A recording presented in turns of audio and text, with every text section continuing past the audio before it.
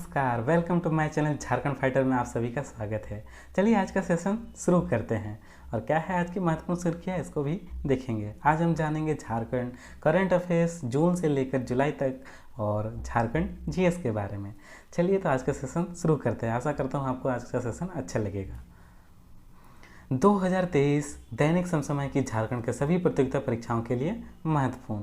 क्या है आज की महत्वपूर्ण सुर्खियाँ इसको देखते हैं। चलिए, झारखंड में शुरू हुआ श्रावणी मेला, झारखंड में शुरू हुआ प्रोजेक्ट रेल योजना, विकी कुमार बने दुनिया के सबसे तेज पुरुष लेखक, राज्यपाल ने पारंपरिक योग नाम से योग पुस्तक का किया विमोचन, झारखंड के प्रीति लकड़ा ने SGFI राष्ट्रीय एथलेटिक्स चैंपियंस में जीता कांस्य पदक, चंद्रपुरा में 800 मेगावाट का लगेगा super crystal power plant, Niranjan Kujur की विज्ञापन फिल्म द स्प्रिंटिंग वॉल को मिला BAIS अवार्ड, रांची में पहली बार C20 चौपाल का आयोजन, झारखंड को मिला वंदे भारत एक्सप्रेस की सौगात, झारखंड कैबिनेट निकाय चुनाव में पिछड़ों को आरक्षण देने के लिए बनेगा डिकेड कमीशन, 43 प्रस्तावों पर लगी मोहर, हजारीबाग में CPS सिद्धू कानू विद्यापीठ और छात्रावास की रखी गई आधारशिला।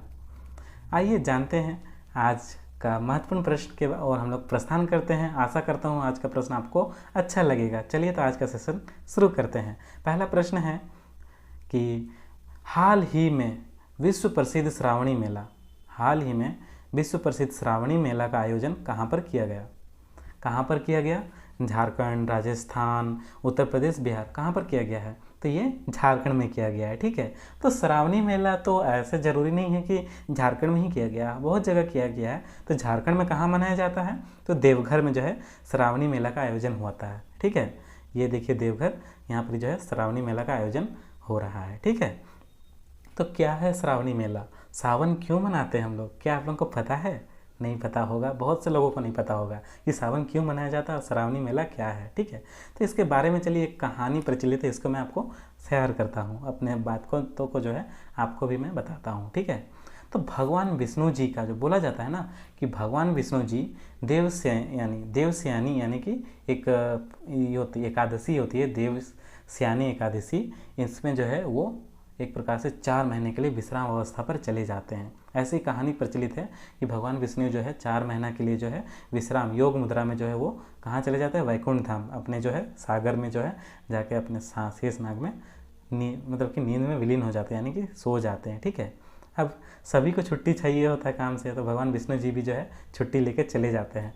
तो उनके वो क्या है, संसार के जो है पालन करता है, पालनहारक है। ठीक है, वो जो है हमारी जो है सृष्टि की रक्षा करते हैं। तो वो नहीं करेंगे तो फिर कौन करेगा? तो इस समय कौन आते हैं? हमारे महादेव जी जो है हमारी सृष्टि की रक्षा करते हैं। ठीक है, तो ऐसा नहीं है कि श्रावणी मेला झारखंड में मनाया जाता है। झारखंड के देवघर के अलावा आपका हरिद्वार में मनाया जाता है, काशी विश्वनाथ में मनाया जाता है, इसके अलावा और एक जगह में मनाया जाता है। ठीक है, तो चलिए आगे बढ़ते हैं अगले प्रश्न की ओर। क्या है आज का अगला प्रश्न? गुणवत्तापूर्वक शिक्षा उपलब्ध कराने के लिए प्रोजेक्ट रेल किस राज्य द्वारा प्रारंभ किया गया? उत्तराखंड, पंजाब, झारखंड, बिहार। गुणवत्तापूर्वक शिक्षा उपलब्ध क्या है इसके बारे में थोड़ा सा जानते हैं। आइए कि ये पेंटिंग से समझते हैं। ये आप है, ठीक है, ये जो है आपकी सोना बाबू है और ये जो है आपके सर जी हैं। ठीक है, आप गए क्लास में जो है टीचर जी ने आपको बहुत अच्छी तरीके से पढ़ाया, उनके जो है तरफ से कोई कमी नहीं रह गई। आप भी पढ़ रहे थे, आपकी सोना बाबू भी पढ़ रही थी। सोना बाबू का ध्यान जो है पढ़ाई में था और आपका ध्यान जो है सोना बाबू में था। अब क्या हुआ कि टीचर जी आपसे पूछे, अब उनका काम था पढ़ाना, पढ़ा तो दिए, अब जो है वो आपको पूछेंगे। अब पूछने के बाद जो है आपके सोना बाबू ने जवाब दे दिया, लेकिन आप जो है जवाब नहीं दे पाए और उसके बाद जो है आपको जम की जो है कुटाई हो गई। अब क्या हो गया कि इसी योजना का उद्देश्य क्या है कि क्वालिटी एजुकेशन, मतलब क्या है कि टीचर जो है पहले पढ़ाएंगे और क्या पढ़ाएं वो बच्चे जो है सीखें कि नहीं सीखें, इसे ध्यान में रखा जाएगा कि बच्चे सीखे कि नहीं सीखे। नहीं तो कुछ बच्चे ऐसे होते हैं ना कि क्लास जाते ही हैं बस खाली टुकुर टुकुर देखने के लिए। ठीक है, तो ऐसा ना हो और सभी बच्चों को मतलब इक्वल ज्ञान मिले, इसीलिए इस योजना का ही शुरुआत की गई है, रेल योजना। ये रेल वो गाड़ी वाली रेल नहीं है, रेल के मतलब जो है अभी हम लोग जानेंगे वीडियो में। चलिए आगे बढ़ते हैं और कुछ महत्वपूर्ण बिंदु को हम लोग देख लेते हैं। ठीक है,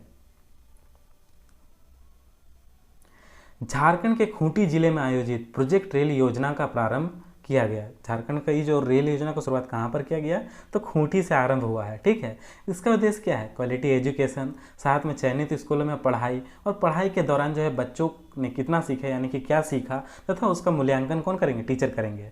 तो ये रेल का मतलब क्या है? RAIL। रेल का मतलब क्या है कि regular assessment for improved learning. ठीक है, regular assessment for improved learning. ठीक है, यह है रेल का मतलब। चलिए आगे बढ़ते हैं, अगले प्रश्न की ओर चलते हैं। झारखंड के विकी कुमार बने दुनिया के सबसे तेज पुरुष लेखक, वह किस जिले के रहने वाले हैं? झारखंड के जो विकी कुमार है, ये सबसे तेज पुरुष लेखक बने हैं। इन्होंने जो है 4 दिन में जो है पुस्तक लिखा। इसके अलावा भी इन्होंने बहुत सारी पुस्तक लिखी जो हमारे कॉलेज लाइफ के रिलेटेड है। मतलब क्या होता है ना कि हम जनरली कॉलेज में जाते हैं और सभी लोग की इच्छा होता है कि हम टॉपर करें, और क्या होता है कि हम लोग अगर नहीं ला पाते हैं तो हम जो है डिमोटिवेट हो जाते हैं, और उसको जो है सभी के साथ ये घटना घटती है। तो इसीलिए इन्होंने जो है उसके बारे में बहुत अच्छी पुस्तक लिखी है। और क्या नाम है इस पुस्तक का, इसको जानने से पहले ये कहाँ के रहने वाले हैं, इसको ऑप्शन को हम लोग हल कर लेते हैं। बोकारो, धनबाद, जमशेदपुर, हजारीबाग, ये कहाँ के रहने वाले हैं? तो ये बोकारो के रहने वाले हैं। और क्या है इसके बारे में महत्वपूर्ण सुर्खियाँ, इसको देखते हैं। चलिए, 19 जून 2023 को झारखंड के बोकारो जिले के अंतर्गत फुसरो के सुभाष नगर निवासी 21 वर्षीय विकी कुमार जो है ने 4 दिन में किताब लिखकर दुनिया के सबसे तेज पुरुष लेखक बन गए, और world wide book of record, यानी कि गिनीज वर्ल्ड जो बोलते हैं हम लोग, इस बुक में जो इन्होंने अपना नाम दर्ज करा लिया। और the topper of never wait to college, इन्होंने क्या लिखा है? The topper of never wait to college. ठीक है, वेंट टू कॉलेज मतलब the topper of never went to college. मतलब क्या है कि मैंने आपको जैसे बताया कि हम लोग जाते हैं कॉलेज, इसके बाद जो हम लोग फेल हो जाते हैं, और हम लोग टॉपर बनने की सबकी इच्छा होती है, लेकिन सभी कोई टॉपर है ये तो ज़रूरी नहीं है ना। और इसके लिए जो हम लोग कॉलेज जाना छोड़ सकते हैं? नहीं। तो इसके बारे में आपके कॉलेज लाइफ में जो घटना घटती है, इस सभी के बारे में उन्होंने अपने पुस्तक में लिखा है। और ऐसा नहीं है कि कॉलेज जाके आप लोग खाली पढ़ाई करने जाते हैं। लड़कियां तो पढ़ाई करने जाती हैं, लेकिन लड़के का जो है कि घर से निकलते हैं एकदम फैशन में तैयार वार होंगे, और भाई साहब लोग तो ऐसे है कि जाके कॉलेज के आगे में अड्डा लगाएंगे। कॉलेज के अंदर में क्या हो रहा है इससे कोई मतलब नहीं, ये बाहर में जाके अड्डा लगाएंगे। ठीक है, ऐसा नहीं है, सभी लड़कों को नहीं बोल रहा हूँ, कुछ लड़के ऐसे होते हैं। आगे बढ़ते हैं। चलिए, राज्यपाल ने पारंपरिक योग नाम से योग पुस्तक का किया विमोचन। इस पुस्तक को किसने लिखा है? तो ये योग पुस्तक को लिखा गया है, किसने लिखा है? डॉक्टर परिणीता सिंह, डॉक्टर रचना कुमारी, प्रभात कुमार, निरंजन कुजूर। किसने लिखा है? तो ये दोनों ने मिलकर लिखा। ठीक है, डॉक्टर परिणीता सिंह और डॉक्टर अर्चना कुमारी। क्या है इसके बारे में हम लोग थोड़ा सा देख लेते हैं। चलिए, योग पुस्तक जो है पारंपरिक योग डॉक्टर परिणीता सिंह और अर्चना कुमारी ने लिखा है। डॉक्टर परिणीता सिंह ने बताया कि योग पुस्तक पर आधारित उनकी यह तीसरी पुस्तक है। इससे पहले भी उन्होंने कौन सी पुस्तक लिखी थी? तो योग एक दृष्टि लिखा है, और अभ्यास नाम से एक पुस्तक की रचना की है। देखिए, हमारे राज्यपाल साहब जो है इस पुस्तक का विमोचन कर रहे हैं। ठीक है, आगे बढ़ते हैं। चलिए, ये कौन है? झारखंड के प्रथम राज्यपाल। हमने राज्यपाल को देखा पहले, अभी वर्तमान राज्यपाल को देख लिया, तो ये हमारे पुराने यानी कि सबसे झारखंड के पहले राज्यपाल कौन है, इसके बारे में हम लोग देखते हैं। क्योंकि हमारी जो मेमोरी होती है ना, ये फोटोग्राफिक होती है।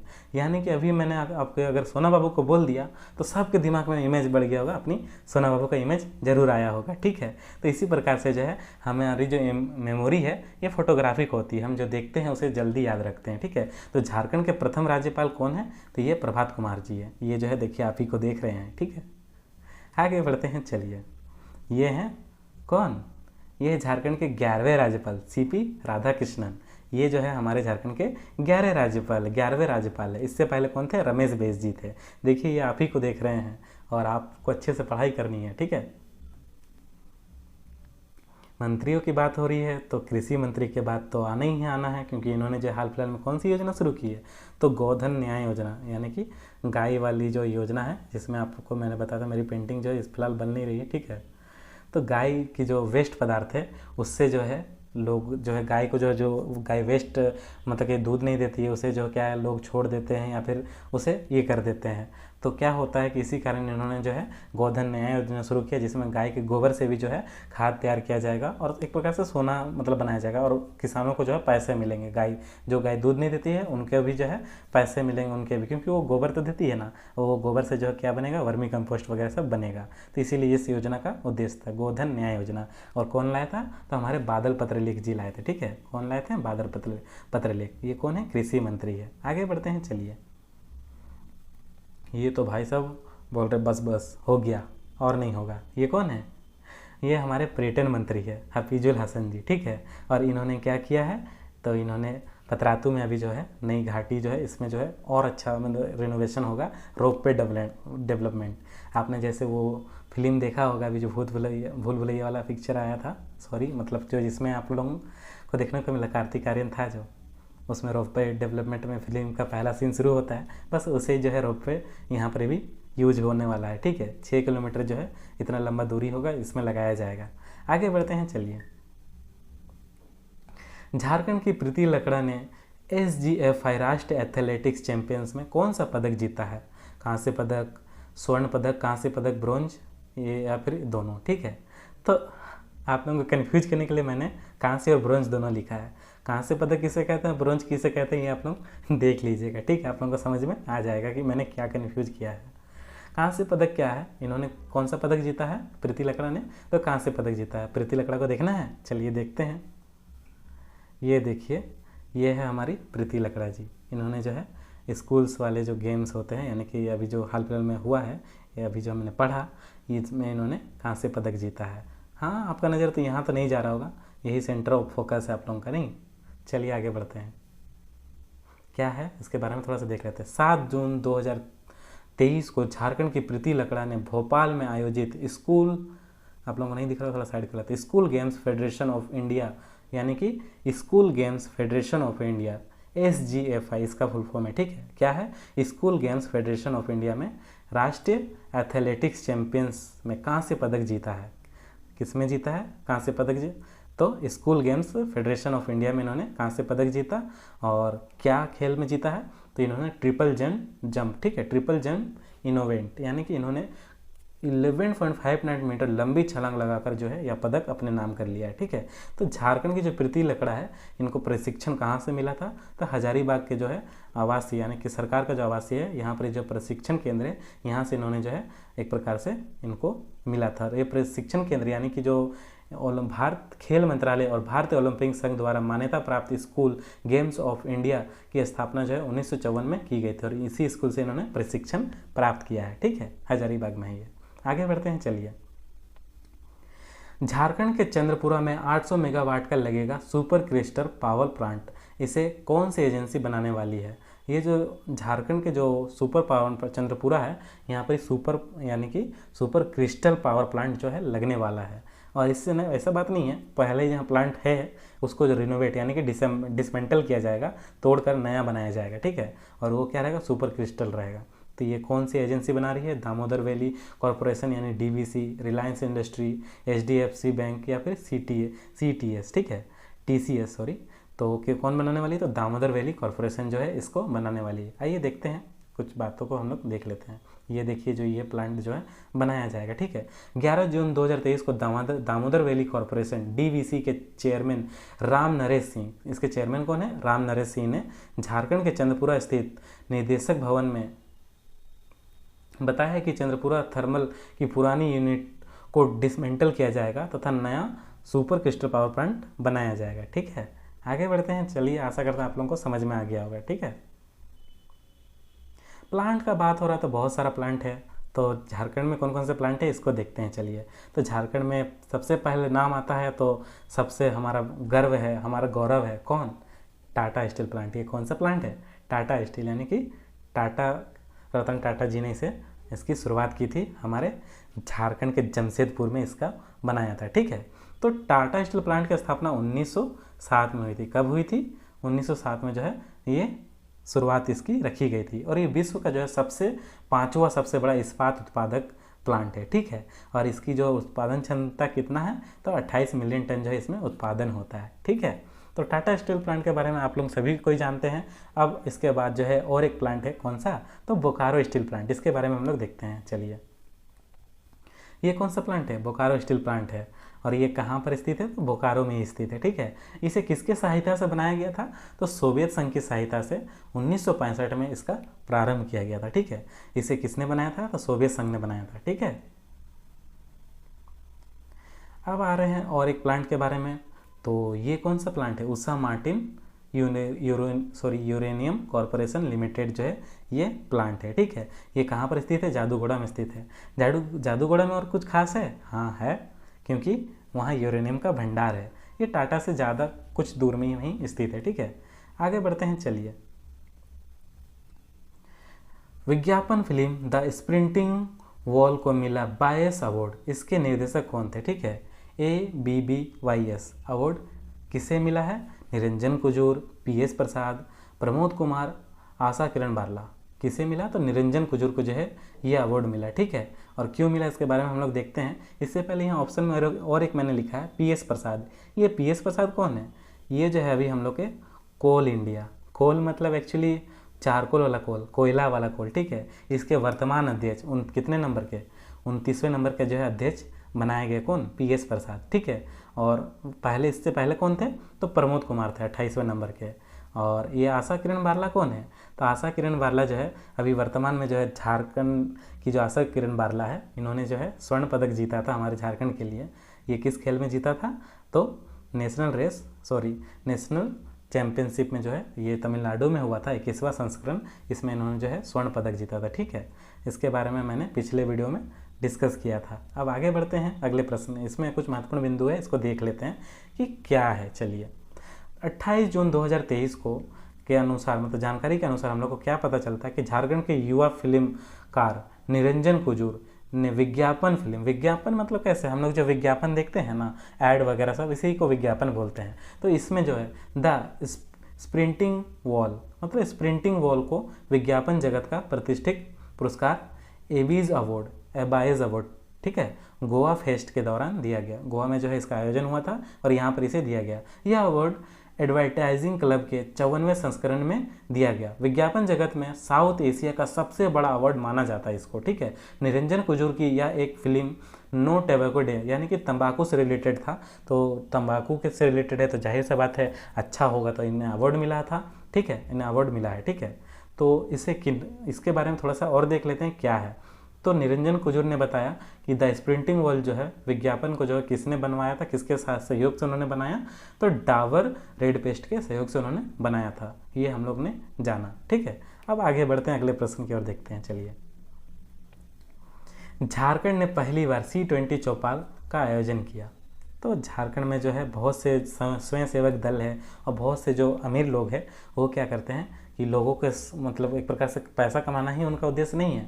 जो गरीब लोग हैं या फिर जो मतलब कि झारखंड में क्या सहायता चाहिए, उनका जो सद्भावना, उनका दिल से जो मतलब एक प्रकार से मदद करने की जो भावना निकलती है, उसके लिए एक जो है एक C20 चौपाल का आयोजन किया गया। इसमें बड़े बड़े जो लोग हैं यहाँ शामिल होते हैं और एक मीटिंग बैठाई जाती है, उसमें चर्चा की जाती है कि किस प्रकार से जो है लोगों को जो है सुविधा पहुंचाई जाए और बिना फ़ायदा के, यहाँ तक कि नहीं कि फ़ायदा ही मतलब केवल उद्देश्य है अमीर लोगों का, ठीक है। तो यहाँ कुछ लोग ऐसे भी हैं जो अपनी भावना रखते हैं दिल में, वो जो है मदद करने के लिए यहाँ बढ़कर आए। और ये C20 चौपाल का आयोजन हमारे रांची में हुआ था। कहाँ पर हुआ था, तो रांची में हुआ था, ठीक है। क्या है इसको देख लेते हैं थोड़ा। देखिए यहाँ पर ही जो है आयोजन किया गया है। तो इसके जो हेड है ये कौन है, मतलब सिटीजन फाउंडेशन के CEO गणेश रेड्डी जी जो है यहाँ पर ही उपस्थित थे। इसके अलावा बहुत सारे अमीर व्यक्ति जो है उपस्थित थे। तो 27 जून 2023 को सिटीजन फाउंडेशन और सेवा इंटरनेशनल की ओर से झारखंड की राजधानी रांची में पहली बार C20 चौपाल कार्यक्रम का आयोजन हुआ, जिसमें सेवा की भावना, परोपकार और स्वयं सेवकवाद विषयों के में कई पहलुओं में जो है विस्तार से चर्चा की गई। और इसके अलावा जो है कैसे लोगों तक जो है सरल माध्यम में उनको जो है फ़ायदा पहुंचाया जाए या गरीब लोगों की सहायता की जाए, इसके बारे में चर्चा हुई थी, ठीक है। आगे बढ़ते हैं, देखते हैं अगले प्रश्न की ओर। झारखंड को मिला वंदे भारत एक्सप्रेस की सौगात, इसे कहां से कहां तक चलाया जाएगा। अब हम लोग का झारखंड को भी जो है हमारी नई छुक गाड़ी मिल चुकी है, ठीक है। ये बुलेट ट्रेन है। मेरा पेंटिंग एक्चुअली में बन नहीं रहा है सही से, ठीक है। ये है बुलेट ट्रेन। अब झारखंड को भी जो है बुलेट ट्रेन मिल चुका है। और बुलेट ट्रेन मतलब क्या, Vande Bharat express, bullet train बोल रहे सॉरी, ये थोड़ा सा एक्साइटेड में निकल गया, ठीक है। तो वंदे भारत एक्सप्रेस की जो है सौगात है, और वंदे भारत एक्सप्रेस हमारे झारखंड को भी मिल चुका है। और ये कहाँ से कहाँ तक चलेगा, झारखंड मध्य प्रदेश, झारखंड से पटना, रांची उत्तर प्रदेश यानी कि रांची से उड़ीसा, झारखंड के रांची से मध्य प्रदेश के बीच चलेगा, या रांची से पटना, रांची से उत्तर प्रदेश, या रांची से उड़ीसा, तो रांची से पटना यानी कि बिहार के बीच जो है यह ट्रेन चलेगी। आइए देखते हैं इसके बारे में कुछ जानकारी इकट्ठा करते हैं, ठीक है। महत्वपूर्ण बातें, 27 जून को प्रधानमंत्री नरेंद्र मोदी ने मध्य प्रदेश के राजधानी भोपाल के रानी कमलापति रेलवे स्टेशन से रांची पटना वंदे भारत एक्सप्रेस ट्रेन को हरी झंडी दिखाई। ये कहाँ पर इसे बनकर आ रही है, तो मध्य प्रदेश के कमलापति रेलवे स्टेशन से जो ये वहाँ से चलकर आ रही, वहाँ से नरेंद्र मोदी जी ने हरी झंडी दिखाई और ये रांची आई। रांची पहुँचने से पहले पटना से होते कहाँ कहाँ चलेगी इसको देखते हैं। रांची पटना वंदे भारत एक्सप्रेस झारखंड और बिहार में लाई गई और वंदे भारत रेलगाड़ी की यह पहली ट्रेन है, ठीक है। पहली वंदे भारत ट्रेन जो है झारखंड और पटना के बीच चल रही है। और रांची और पटना में नई वंदे भारत एक्सप्रेस ट्रेन का पटना में स्थापना यानी कि मतलब कि क्या बोलेंगे, एक प्रकार से प्रस्थान करेगी, यानी कि वो कहाँ से आई है, तो मध्य प्रदेश के कमलापति रेलवे स्टेशन से ये आती है और इसके बाद रांची पटना के लिए चलेगी। ये कहाँ से आएगी, पटना से होते हुए, यानी कि पटना पहुँचेगी, गया, फिर कोडरमा, हजारीबाग, फिर बराकर, फिर में एक प्रकार से बराकर में पहुँचकर इसके बाद जो है मेसरा, ये मेसरा है ना, मेसरा रेलवे स्टेशन पर रुकते हुए उसी दिन रांची स्टेशन पहुंच जाएगी, ठीक है। पहुंच गई मतलब अब जो है हमारी वंदे भारत ट्रेन जो है झारखंड में भी चलना शुरू हो गई, ठीक है। आगे बढ़ते हैं, चलिए। आप लोग मजाक उड़ा रहे होंगे या हंस रहे होंगे कि दिक्कत हो रहा है। एक्चुअली क्या है ना कि ये वीडियो अलग से चल रहा है और ये थोड़ा सा मतलब PDF में गड़बड़ हो जाने के कारण से थोड़ा दोनों तरफ फोकस करने में गड़बड़ हो रहा है, ठीक है। आपको अच्छे से समझ में आ जाए ऐसा मैं आपको उम्मीद करता हूँ, ठीक है। चलिए आगे बढ़ते हैं। क्या है अगला प्रश्न, थोड़ा सा मैंने और लिखा था तो इसमें हम लोग को उतना कोई ज़रूरी नहीं है, फिर भी पढ़ लेता हूँ। प्रचुर मात्रा में खनिज, एक्चुअली में यहाँ जो लिखा है इसको ज़रूरी नहीं है, हम लोग इसको जानते हैं कि क्या है। कभी भी जब ट्रेन चलेगी तो वंदे भारत ट्रेन चलेगी तो क्या फ़ायदा होगा झारखंड को। ट्रेन चली हमने सुन लिया, लेकिन क्या फ़ायदा होने वाला है। जब कोई ट्रेन चलता है किसी क्षेत्र के बीच तो ये क्या है, सुपर फास्ट एक्सप्रेस है, बहुत तेज़ चलेगी, तो ये क्या होगा कि जल्दी से जल्दी जो है यात्रियों को अपने गंतव्य तक पहुंचाएगी, जल्दी से जल्दी हम लोग पहुंच सकेंगे पटना। इसके अलावा जो है जो विद्यार्थी क्षेत्र है, विद्यार्थी लोग जो है ये जल्दी से जल्दी सफ़र कर पाएंगे इससे। इसके अलावा जो है जितने भी जो वर्कर लोगों हैं यहाँ जो बीच में मूरी प्लांट है, इसके अलावा जो है जो पटना या गया जाना चाहते हैं ये जल्दी से जल्दी पहुँच पाएंगे। और इसमें क्या है कि बहुत अच्छी तरीके से सुविधाजनक है। ये क्या है, लग्जरी टाइप से ट्रेन है, ठीक है। ये जो ट्रेन देख रहे हैं नरेंद्र मोदी जी जो है इसका उद्घाटन कर रहे हैं, ये बहुत लग्जरी ट्रेन है, ठीक है। मतलब इसमें आपको जो है हर प्रकार की सुविधा जो है उपलब्ध है, अच्छी सीट है, अच्छी फैसिलिटी है, और जिससे क्या है कि लोग जो है यात्रा जो रेलवे है यात्रा को बेहतर बना रही है, ठीक है। तो आशा करता हूँ आपको अच्छी तरीके से समझ में आ गया होगा। आगे बढ़ते हैं, चलिए। झारखंड कैबिनेट निकाय चुनाव में पिछड़े को आरक्षण देने के लिए कौन सा कमीशन बनाया गया। इस एक्चुअली क्या है ना, झारखंड में हमेशा से विवाद चल रहा है कि पिछड़े वर्गों को आरक्षण दो, आरक्षण दो, आरक्षण दो। पिछले बार भी हुआ, अभी भी हुआ, तो ऐसा आरक्षण के लिए मतलब बहुत सारे आंदोलन होते रहते हैं। तो अब क्या हुआ कि एक जांच समिति बनाई गई है, तो वो जांच समिति जो अब जांच करेगी और फिर आरक्षण के लिए बात हो रही है और कितने वर्गों को आरक्षण दिया गया और किस किस क्षेत्र में आरक्षण दिया, ये इसके जाँच होगी, उसके बाद आरक्षण दिया जाएगा, ठीक है। तो कौन कौन सी समिति किसने बनाई, कौन सी समिति बनाई गई है, डिकेट कमीशन, फजल अली कमीशन, योजना कमीशन, इनमें से कोई नहीं। कौन सा कमीशन है, तो डिकेड कमीशन जो है ये बनाया गया। एक्चुअली ये पुराना ही है, उसको नाम बदल कर डिकेड रखा गया। इसके बारे में हम लोग देखते हैं, चलिए। 26 जून 2023 को मुख्यमंत्री हेमंत सोरेन की अध्यक्षता में हुई कैबिनेट की बैठक में कुल 43 प्रस्तावों में सहमति की गई। यानी कि इस आयोजन के तहत जो है, यानी कि इस कमीशन के तहत 43 को प्रस्ताव था, इसमें जो है सहमति की गई और इसको जो है मंजूरी मिल गई, ठीक है। इसके तहत निकाय चुनाव में जो है, निकाय चुनाव को जो है आरक्षण देने के लिए डिकेड कमीशन बनाया गया। निकाय चुनाव में जो पिछड़े लोग हैं इनको आरक्षण मिलेगा और इस कमीशन का उद्देश्य क्या था, आरक्षण दिलाने का था, ठीक है। तो पिछड़ा वर्ग में आयोग ही डिकेड कमीशन के रूप में काम करेगा। जो पिछड़ा वर्ग जो आयोग है यही जो है अब डिकेड कमीशन के रूप में काम करेगा, ठीक है।